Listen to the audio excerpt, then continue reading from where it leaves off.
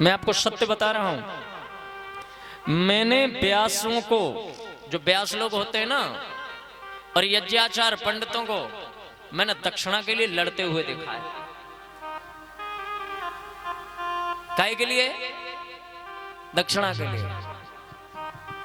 एक जगह मैं कथा करने गया, किसी ने बताया कि एक हमारे यहां पर व्यास जी ने आई थी, वो कन्हैया जन्म पे अंगूठी के लिए रूठ गई कि अंगूठी चाहिए।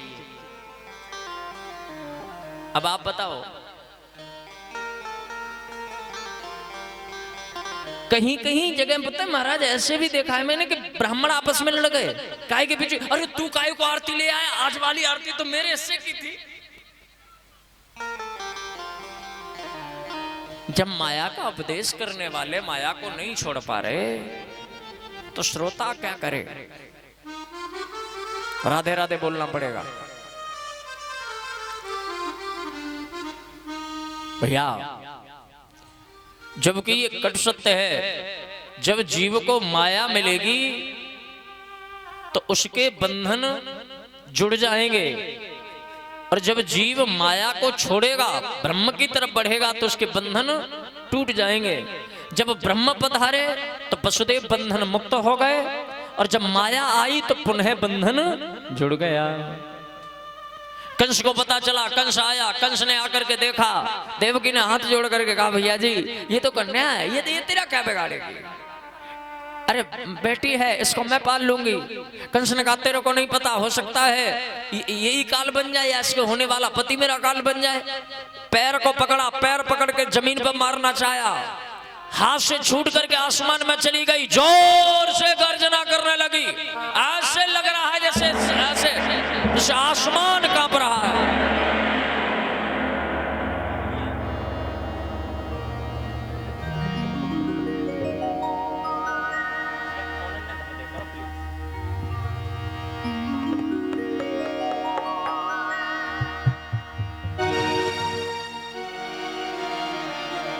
चिल्ला कर कहा चंचला ने, अरे ओ अभिमानी ओ मतवाले, तेरे काल को पाल रहे यादव वंशी गोकुल वाले। वह घोर गर्जना कर रही है, आकाश में तड़तड़ा रही है, तड़तड़ाते हुए कह रही है अरे हो कंस,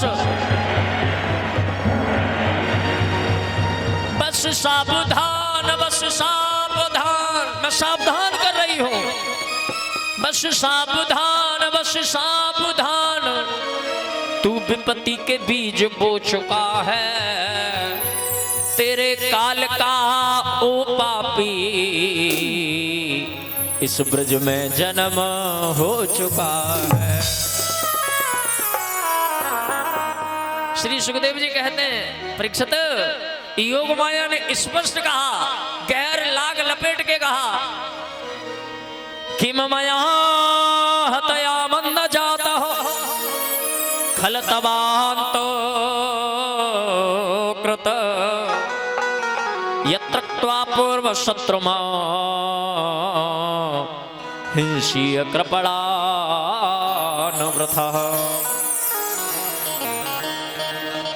हंसते हुए खिलखिलाते हुए चंचला ने कहा अरे मुझको मारने से क्या मिलेगा, तेरा पूर्व जन्म का शत्रु तुझे हर जन्म में मारने वाला।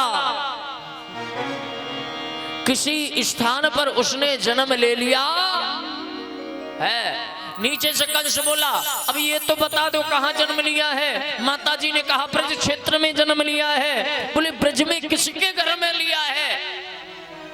माता जी ने कहा सारा एड्रेस मैं ही बता दूंगी कि तू भी कुछ करेगा।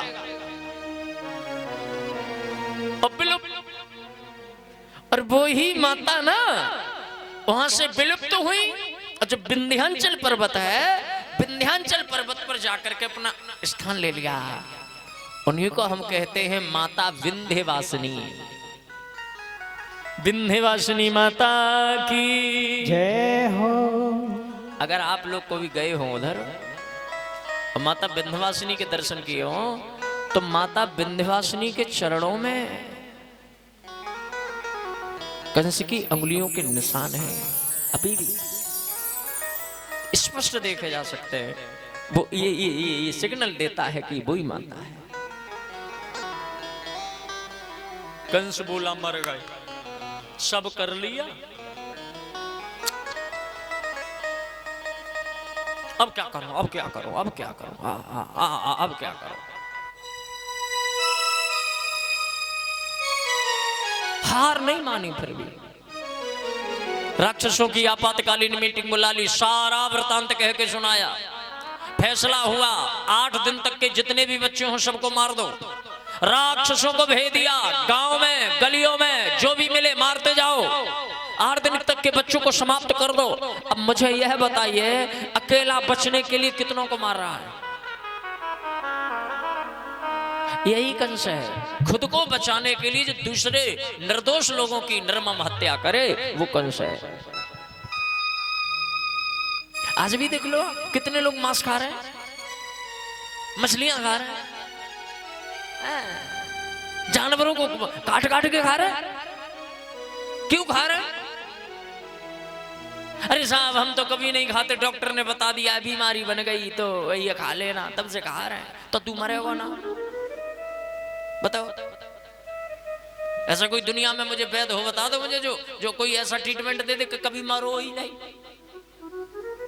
तो खा लो, किसी ने मना किया? खाओ। अरे मरना ही है तो फिर काहे को मार के मर रहे हो जी?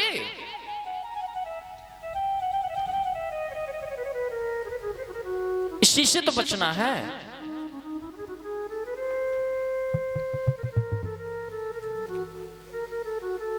भागवत कथा सुन रहे हो, मैं हमेशा कहीं भी कथा करता हूं, अपने श्रोताओं से कभी भी कोई डिमांड नहीं करता कि ये चीज लाओ, वो चीज लाओ।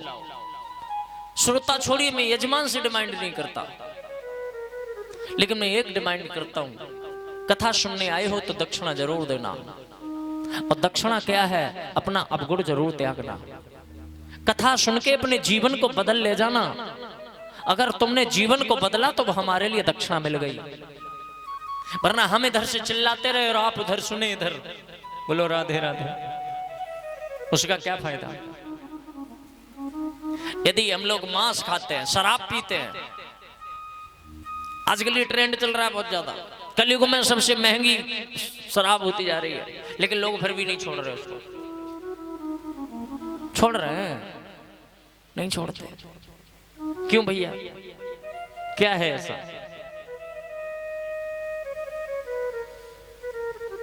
शराब पीने वाले को द्वितीय श्रेणी का नरक मिलता है, ये भागवत कथा कहती है, जिसको बोलते हैं कुंभीपाक नरक।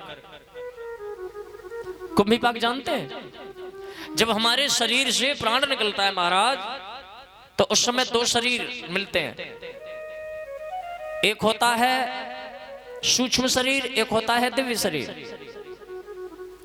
सूक्ष्म शरीर वो होता है जिसको हम अपनी आंखों से देख नहीं सकते, बहुत छोटा। एक दिव्य शरीर होता है। दिव्य शरीर उसको कहते हैं जो जीव वैकुंठ के लिए जाता है, उसका कल्याण हो जाता है। सूक्ष्म शरीर वो होता है जिससे जीव यातना भोगता है, जो 28 प्रकार के नरक है, उसमें द्वितीय श्रेणी का नरक कुंभीपाक जिसको बोलते हैं। शरीर उसको तेल में डाल दिया जाता है और वह फूल जाता है। तो जो लोग मांस खाते हैं, मदिरा का सेवन करते हैं, उनको नहीं करना चाहिए, वरना यहां भी टेंशन और वहां भी टेंशन। इसलिए इन चीजों से बचना जी। बहुत बढ़िया, बहुत बढ़िया। हाँ बिल्कुल, हाँ हाँ प्लीज आप बैठ जाइए, मैं बताता हूँ। ये मेरा कार्य है बताने का।